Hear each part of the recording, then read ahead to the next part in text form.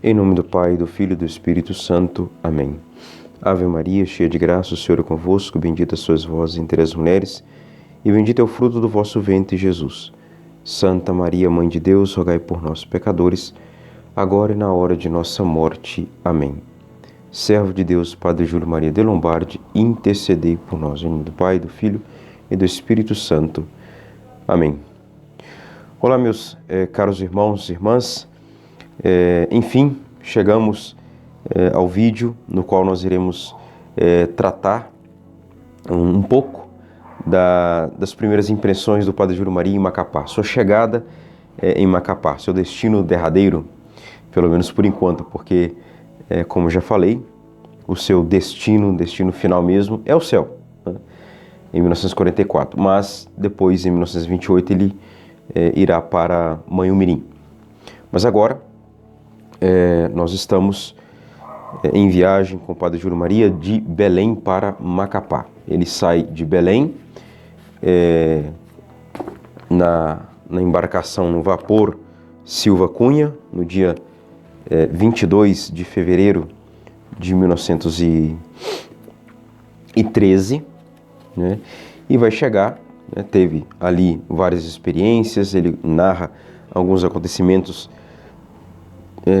interessantes, como eu li para vocês no diário, no vídeo passado, uma viagem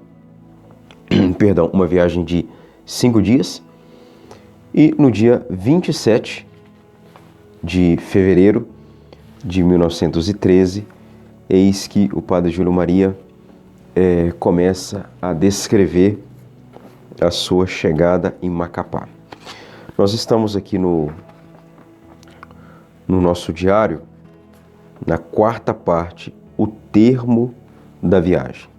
A partir do capítulo 15, né, ele vai falar a poesia da Amazônia, né? Cada vez que ele vai chegando próximo a Macapá, ele então vai descrevendo vários e vários detalhes, né? Então ele chega a falar da ilha de Marajó, depois o batismo equatorial, né? É amanhã do dia 25, faltando 2 dias para chegar em Macapá. Neste momento horrível, mais horrível que já passei em toda a minha vida, como apertava o crucifixo sobre o peito a imagem de minha boa mãe do céu. Não rezava, era incapaz disto, contudo, parecia-me que o olhar com que eu contemplava estes objetos sagrados era uma prece, um ato de resignação e amor. Como que uma oração de simplicidade, né? Depois ele fala no terceiro ponto, diante da natureza. Imaginemos, né, a imensidão do rio se encontrando com o mar, com o Oceano Atlântico, porque ali está a foz do rio Amazonas, né? Na ilha de Marajó, toda aquela região ali norte do Pará, já adentrando o estado do Amazonas. Depois o capítulo 17, né? O capítulo 17, ao termo da viagem, pinceladas, né? Então ele fala de uma tempestade, ainda estamos no dia 25 de fevereiro, à noite sobre o Amazonas, já ali 9 da manhã, dia 26, né? O último relance de olhos, né? Contornamos completamente a grande ilha de Marajó. Então, e através de um afluente mais estreito, costeamos a ilha dos macacos e agora estamos navegando em pleno rio Amazonas. Muito bem, dia 26. E na página 332, em Macapá. É quinta-feira, né, 27 de fevereiro de 1913. De fato, aqui também na página 114 do Júlio Emílio, 27 de fevereiro de 1913, Padre de Lombardi chega em Macapá. Era uma quinta-feira.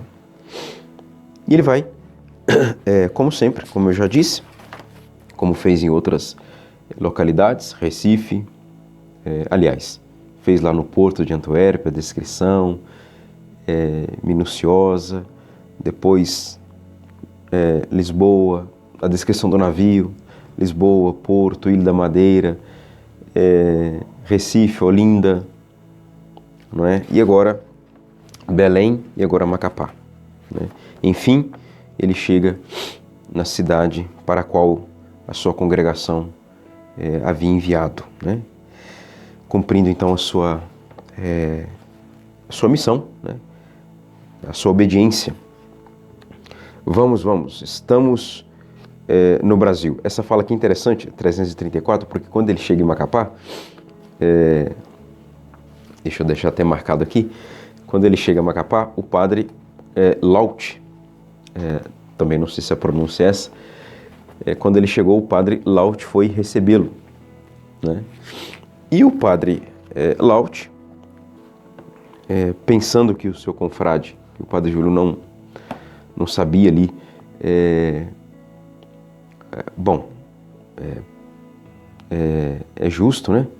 Até aceitável, a gente compreende, né? O padre Júlio já estava no Brasil desde outubro, chegando em fevereiro do ano seguinte, em Macapá. Então, outubro, novembro, dezembro, 4 meses, né? Praticamente, nem 5 meses completos. A gente compreende que o padre Laut, vamos dar esse desconto para ele. Ele pensou que o padre Júlio não sabia falar o português. E ele começou então a falar um francês meio enrolado com algumas coisas da língua portuguesa. E aí, lá pelas tantas, o padre Júlio não entendendo muita coisa, ele diz: padre Júlio, vamos, estamos no Brasil, falemos português. Página 334 do diário. E eis-nos então à vontade, percorrendo as ruas, vielas e praças daquele aglomerado de casas que se chama a cidade de Macapá. Então ele diz, né?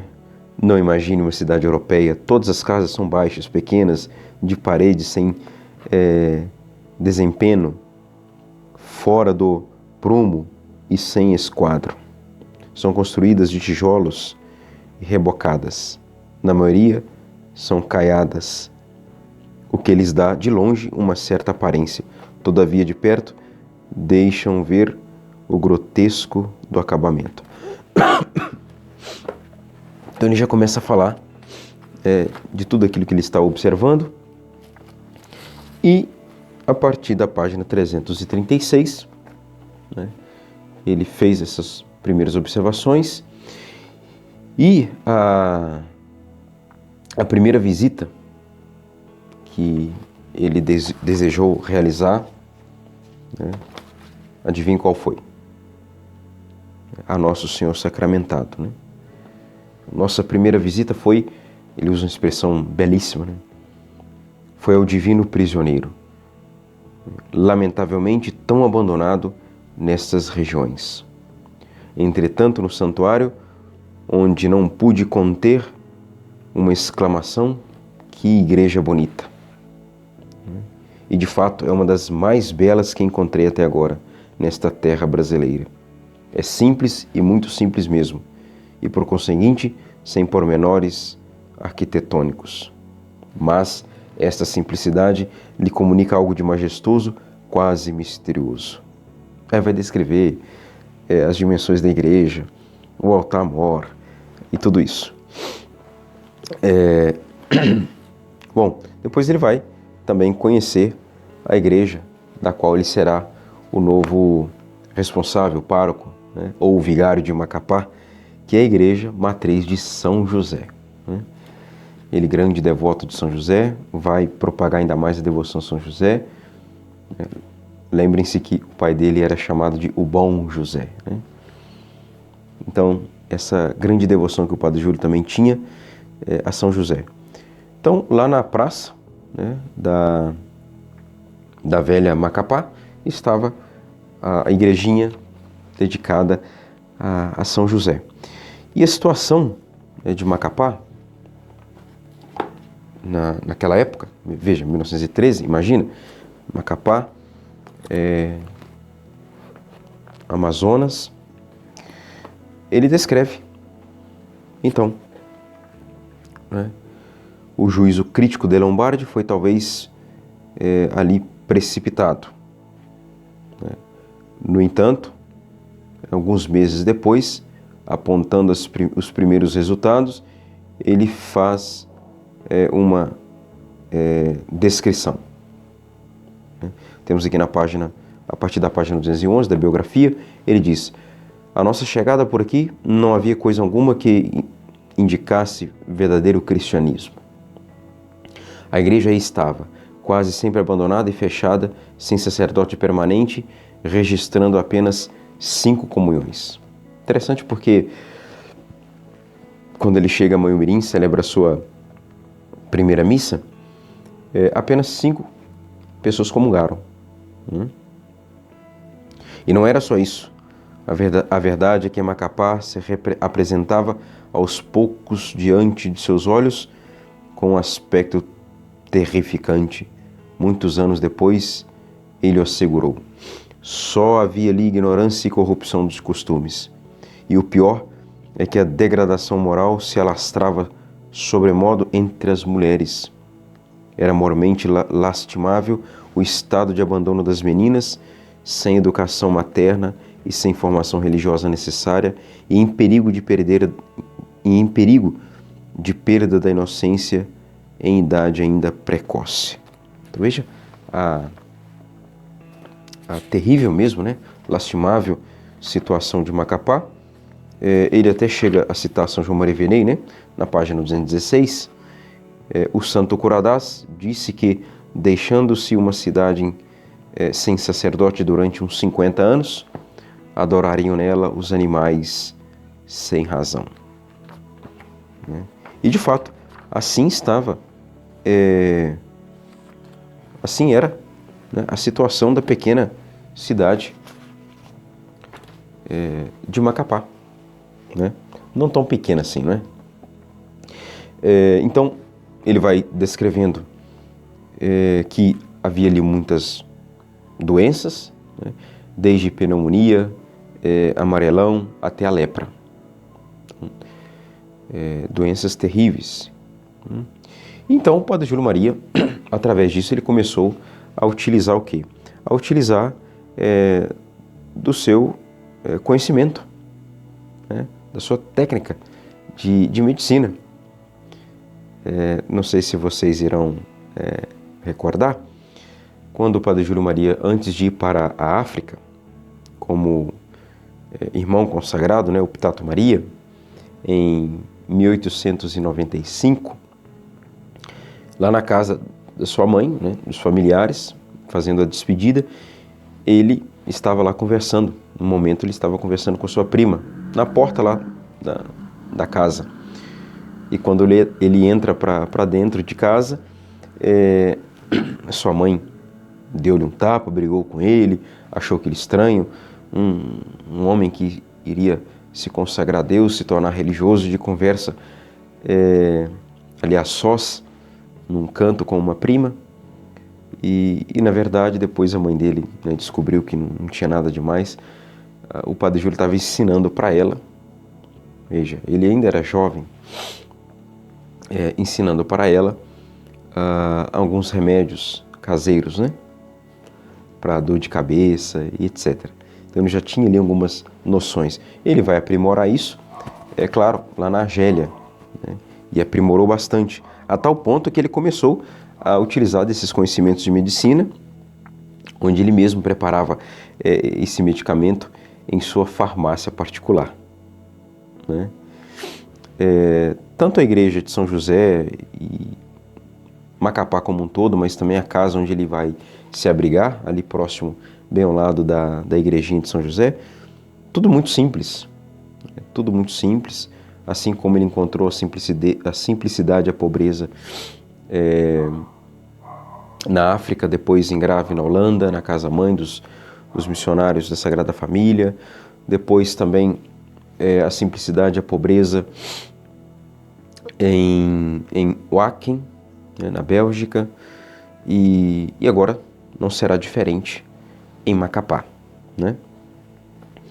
E assim, cuidando do povo, visitando dia após dia, foi intensificando as visitas, viu que essas doenças se alastravam de forma muito rápida. Ele foi ganhando o apreço, né, a confiança do povo amazonense, né, do povo em Macapá, principalmente, né? Que ali ele começou a concentrar essas atividades de visitas e foi conhecendo cada vez mais o costume, a religiosidade daquele povo. A tal ponto, então na página 341 do diário, capítulo 18, ele vai começar a falar do culto da Virgem Maria, né? Mas, antes disso, ele começou a ganhar a confiança do prefeito da cidade, com essas visitas, indo e vindo, para lá e para cá, toda essa movimentação de um grande missionário, né, com todo o ardor que ele tinha. O prefeito e demais funcionários pediram, vejam só, pediram ao governador que se outorgasse, né, ao Padre Júlio Maria a farmácia e o posto médico da cidade.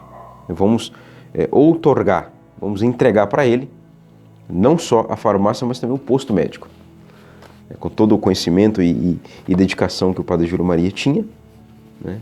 Também foi ganhando a confiança das crianças, porque é necessário para trazê-las para o catecismo, para depois as irmandades que ele vai fundar. E ele andava pelas ruas de Macapá com um chapéu e o seu breviário, né? Tem até uma foto aqui, justamente de 1913, ele diz, né? Havia encontrado a garotada daqui no maior abandono. Reuni uns 15 meninos e iniciei com eles um trabalho de difusão do bem. Então, essa foto de 1913, ele com seu chapéu, ou Saturno, né? O breviário na mão, sua batina preta, batina da Sagrada Família do Padre Berthier. Então, assim ele começou a também ganhar a confiança das crianças, dando um outro presentinho para elas, balas, como ele dava bala também para os alunos de catequese em Mamirim. Bom, e depois ele começou a frequentar bastante as escolas, né? E isso foi aumentando cada vez mais a confiança, né, do povo de Macapá, dos adultos e sobretudo das crianças. Ia muitas vezes a escola, a tal ponto que ele começou a ficar mais querido, né? Assim, as pessoas desejavam mais ter a presença do Padre Júlio Maria do que dos próprios professores. Então, ia frequentemente à escola, e porque ali ele levava roupas, certamente também alimentos, né? Um ou outro alimento, uma bala, um biscoito, enfim, mas roupa, as crianças ganhavam roupa. Isso tudo foi cativando, né, as pessoas, por exemplo aqui, como eu disse, o prefeito, os funcionários, os professores e as crianças.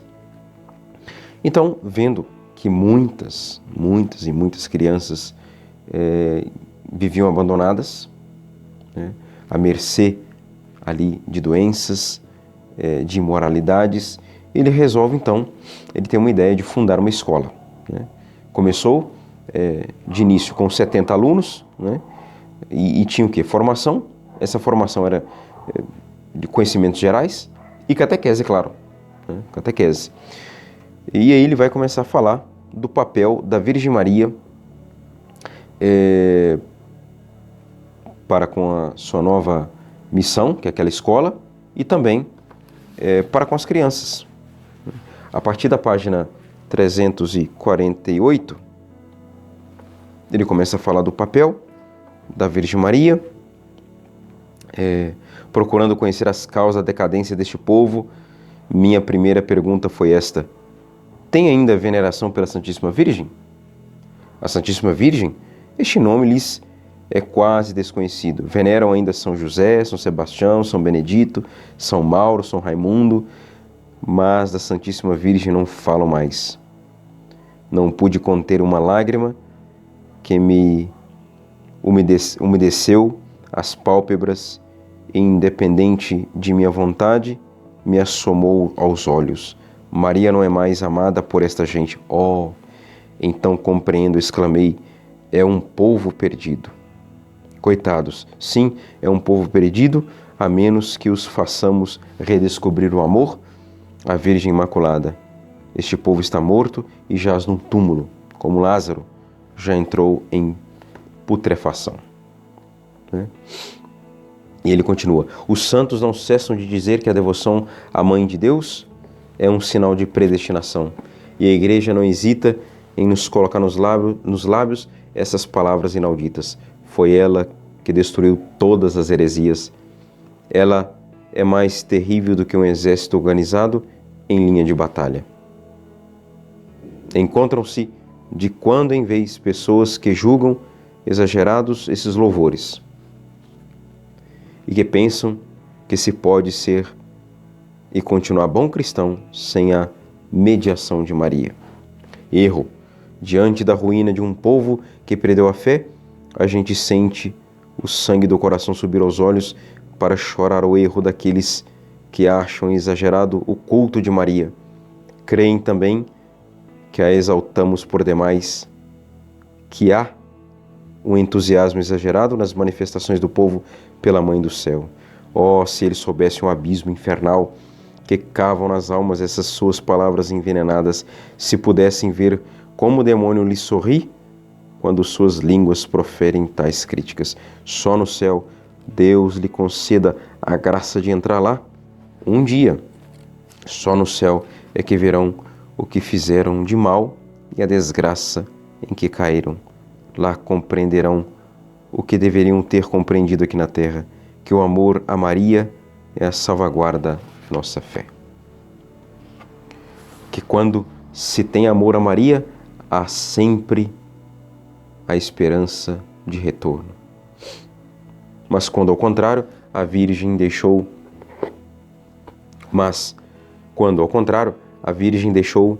um coração, é a ruína, é o desastre, é o paganismo civilizado, 1000 vezes pior do que o dos selvagens.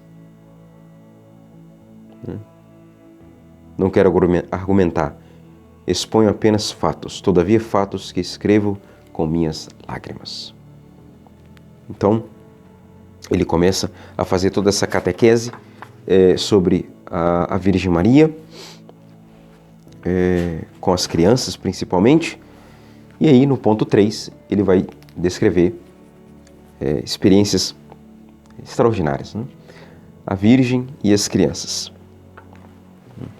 Então, depois desta análise de que Nossa Senhora estava jogada para o escanteio, uma devoção praticamente no túmulo, morta, ele então intensifica essas catequeses, pregações, seus sermões, e ele diz na página 354: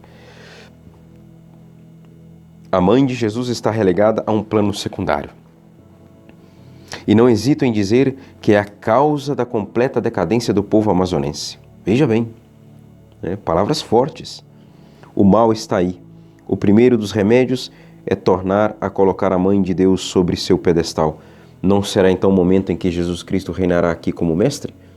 É a minha grande preocupação desde que quando aqui cheguei. Todos os meus esforços se concentram neste ponto. Os primeiros dias em que dei catecismo, esforcei-me por fazer a criançada conhecer e amar a Santíssima Virgem. A explicação foi longa, mas produziu frutos. E hoje, os meninos nunca saem da igreja. Vejam que coisa fantástica, belíssima. sem antes irem ajoelhar-se aos pés de Maria para pedir-lhe a bênção. Outro dia, encontrei aos pés da Virgem uma menina de catecismo que já me havia despertado a atenção por causa de sua magreza e fraqueza. Ela chorava, derramava lágrimas, de mãos postas e os olhos fixos na imagem da Santíssima Virgem. Aproximei-me sem fazer o menor barulho e no meio de seus soluços compreendi alguma coisa de sua conversa com a branca Madonna. Mamãe, balbuciava ela, o padre Júlio Maria disse que a senhora é nossa mãe. Veja, eu sou muito pobre, minha mãe já morreu. Ainda não comi nada hoje. Estou com muita fome. Mamãe, a senhora podia me dar um pedaço de pão? E um longo soluço embargava a voz pura da menina, estendia os braços nus e descarnados para a Virgem, como a criancinha para o seio de sua mãe. Acreditava que o coração me fosse explodir. Aproximei-me nas pontas dos pés e, inclinando-me para ela, murmurei-lhe aos ouvidos: venha comigo, minha filha. Sua mãe do céu já mandou para você pão, manteiga e café. Nenhuma demonstração de espanto nem de surpresa, nem de surpresa nos seus lábios e na fronte. E num gesto que só o amor inspira, sobe ao altar, pega entre as mãos a grande fita que pende dos pés da Virgem até embaixo no altar. É uma fita que as pessoas piedosas gostam de beijar, já que não podem alcançar a imagem da Madonna. A menina pega esta fita, aperta com as duas mãos sobre o coração e exclama sorrindo: muito obrigada, minha mãe. Levei-a à casa paroquial, dei-lhe para comer pão com manteiga e para beber o café da Santíssima Virgem. Dei-lhe depois uma pequena provisão para levar para casa. Não recebi nenhum agradecimento. Não tinha direito a isto. Mas, ao sair, a cândida menina me suplicou que dissesse ainda mais uma vez um obrigado à Santíssima Virgem por ela. Eu fiz, porém chorando de felicidade. Aqui, a criançada de catecismo, o Padre Júlio, a primeira comunhão, isso já em 1916. No capítulo 19 ele vai falar a decadência e o despertar, a religião das mulheres, e aí vai entrar a questão aqui do catecismo, né, para mulheres, homens, né, os adultos e para as crianças. E justamente, né, diante de toda essa situação, essa realidade, o Padre Júlio Maria então vai começar a dar catecismo, né, 3 horas por dia ele consagrava ao catecismo. A primeira hora pela manhã era para as crianças, à tarde ele dava catecismo para os moços, né, os jovens, e à noite o catecismo para os adultos. E aí no mês de maio, veja, chegou em fevereiro, março, abril, acontecendo tudo isso. Em maio, ele então vai fundar, né, ele intensificou a pregação, né, estimulando a devoção à Virgem Maria, e aí ele reuniu algumas pessoas para se consagrarem a Nossa Senhora e fundou a Pia União das Filhas de Maria. E 10 pessoas irão se consagrar no dia 20 de junho de 1913. Então, do preconceito que muitos tinham, tanto a devoção à Virgem Maria, ao próprio Padre Júlio Maria, ao seu catecismo, enfim, a tudo que ele promovia, passaram a ter grande admiração por ele, né? Tanto é que olharam assim meio com desconfiança para essa nova fundação, da Pia União das Filhas de Maria, mas 2 anos depois, 1915, ele irá contar com 40 filhas de Maria. Então, 40 mulheres, senhoras. Lá atrás, 1913, no dia 20 de junho, apenas 10 se consagraram. Em 1915, ele já estará contando com 40 filhas. Depois, nós teremos 20 santos anjos, que no caso aqui são aspirantes, e a associação da Pia União das Filhas de Maria não vai parar de crescer.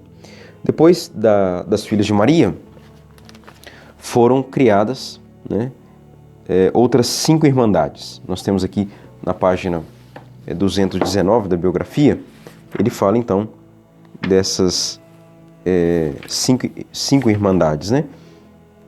As Filhas de Maria e Santos Anjos, né, 60 membros, o Pagens do Santíssimo Sacramento, ou Comunhão Cotidiana, né, aqui no caso já para os meninos, 14 membros, Terceira Irmandade, Apostolado do Coração de Jesus, com comunhão reparadora as primeiras sextas-feiras do mês, para senhoras, né, 120 membros. A Quarta Irmandade de São José, né, o padroeiro para os homens, comunhão mensal, 90 membros.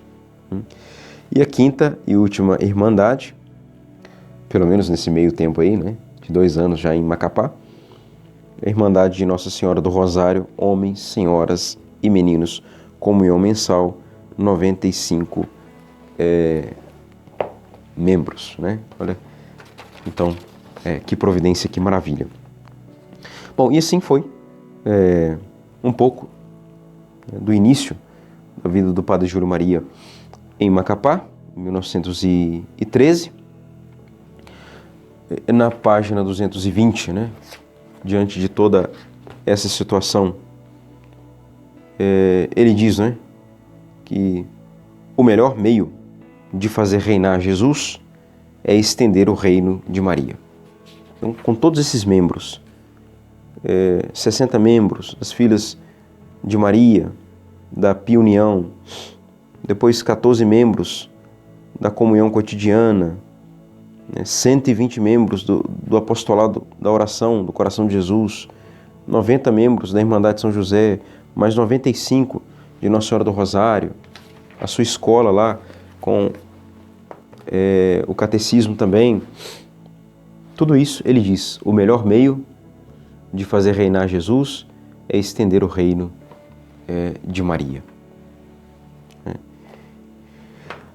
Adentrando agora o ano de 1914, neste vídeo eu quero ir até o ano de 1915, mas 1914 eu tenho aqui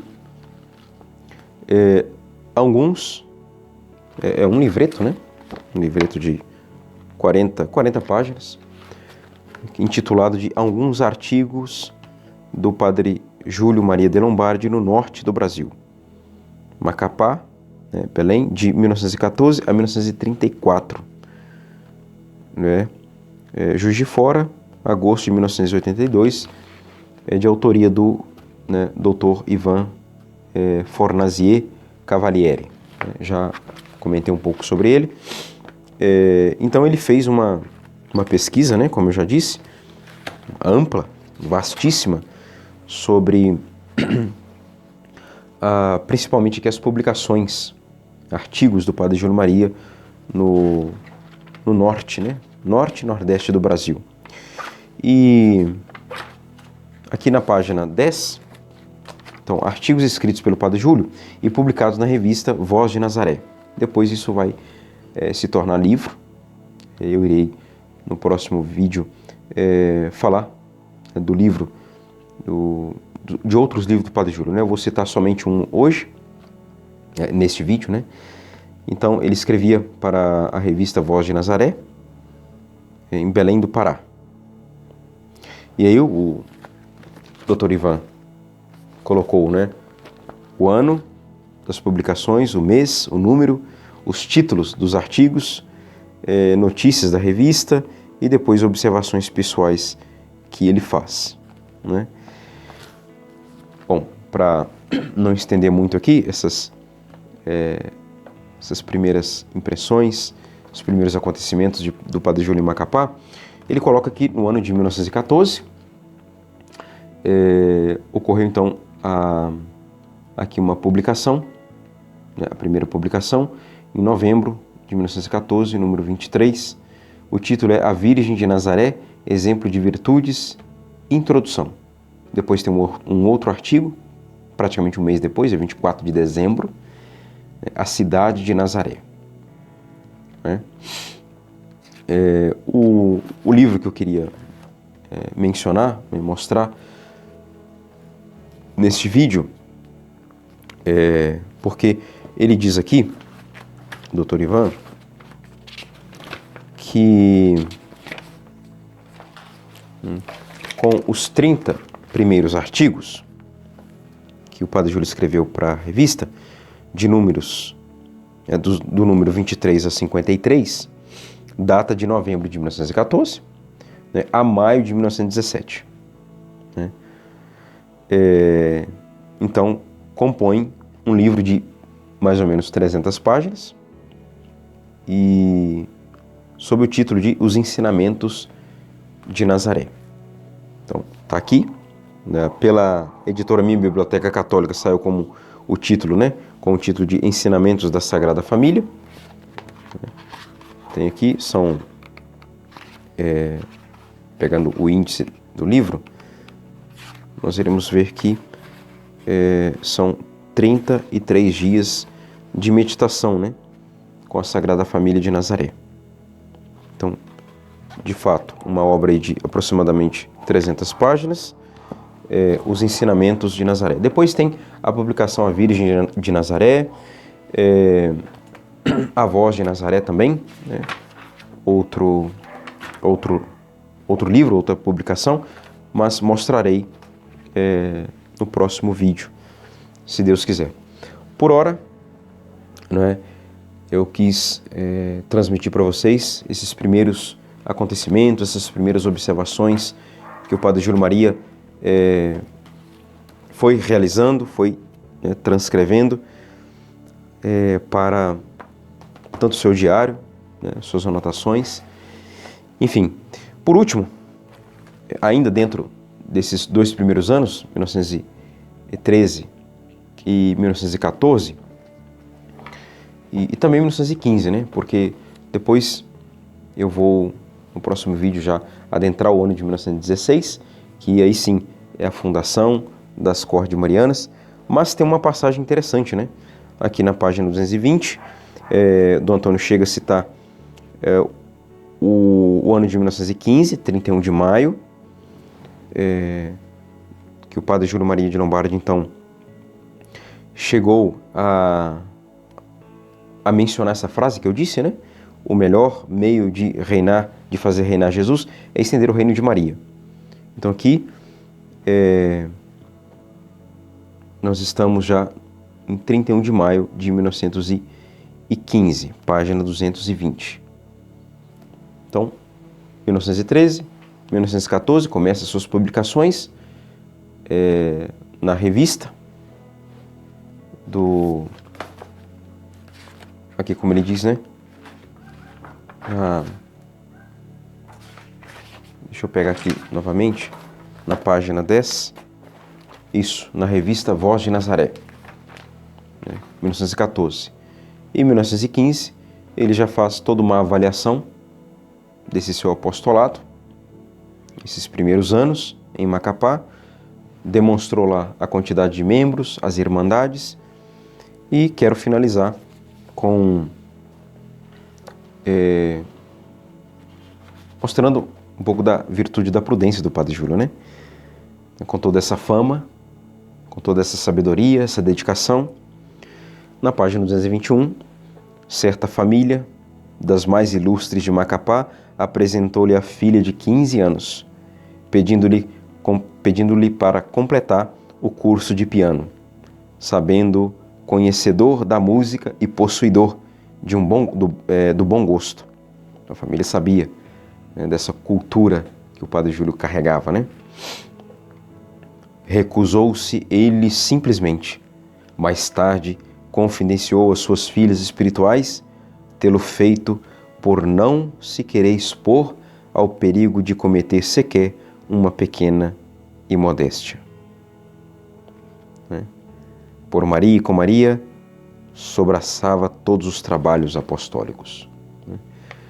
E aí finaliza o capítulo 18. Tudo devo atribuir a Maria, porque tudo busquei fazer com a proteção de Maria. Vida penitente por amor de Maria, trabalho para a glória de Maria, piedade profunda e comunicativa, de união a Maria, sobretudo, um assombroso potencial de sacrifício e abnegação por amor a Maria. Eis o que emoldura com perfeição o quadro do homem de Deus, do missionário. Aí aqui já são palavras do Antônio, né? Do missionário intrépido, do grande apóstolo de nossas matas. No próximo vídeo, então, se Deus quiser, darei início mostrarei, por falar aqui em apóstolo de nossas matas, tanto as matas de Macapá, do Amazonas, mas também as matas da Mata Atlântica, né? Aqui da zona da Mata Mineira. No próximo vídeo, então, irei iniciar com um artigo que foi escrito por uma irmã dos Arautos do Evangelho, tendo justamente esse título, né? O grande apóstolo da Amazônia, que foi o Padre Júlio Maria de Lombardi, em que lá viveu mais ou menos em torno de 15 anos. Então está aí, né? Os primeiros acontecimentos, as primeiras descrições do Padre Júlio Maria, os seus primeiros feitos. Em pouco tempo sua fama foi de fato se espalhando, sua santidade, toda a sua bondade e dedicação em Macapá. Servo de Deus, Padre Júlio Maria de Lombardi, intercedei por nós. Em nome do Pai, e do Filho, e do Espírito Santo. Amém.